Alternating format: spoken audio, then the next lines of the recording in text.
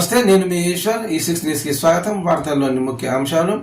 America అధ్యక్ష బాధ్యతలు చేపట్టగానే తన దేశంలో అక్రమ వలసదారులపై కూడా జులిపిస్తున్న డొనాల్డ్ ట్రంప్ పనిలో పనిగా తన దేశానికి పనికొచ్చేలా ఈ వ్యవహారాన్ని మార్చుకుంటున్నారు. ఇందులో భాగంగానే ఇప్పటికే వలసదారుల గుర్తింపు, అరెస్టులు, స్వదేశాలకు తమ విమానాల్లోనే తరలింపులు చేపడుతున్న డొనాల్డ్ ట్రంప్ ఆయా దేశాల ముందు పలు ఆఫర్లు పెడుతున్నారు. ఇందులో భాగంగా భారత ప్రధాని నరేంద్ర మోడీ కూడా మరో ఆఫర్ ఇవ్వబోతున్నారు.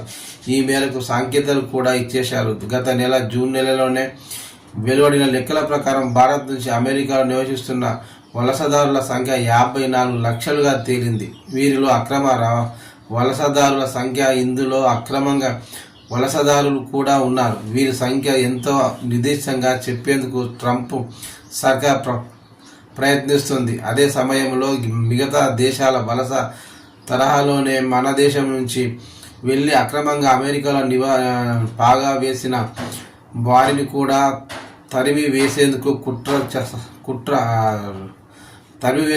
ట్రంప్ సర్కారు ప్రయత్నాలు ప్రారంభించింది. అయితే వీరిని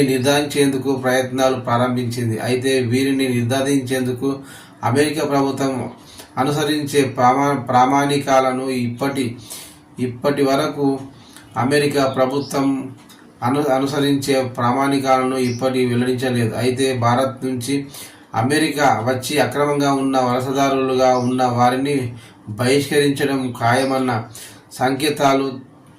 సంకేతాలు మాత్రం ట్రంప్ తెలియజేసింది.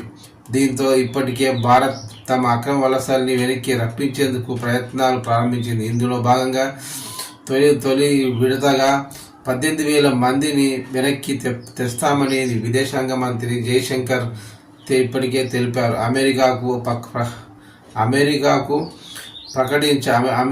ప్రకటించారు.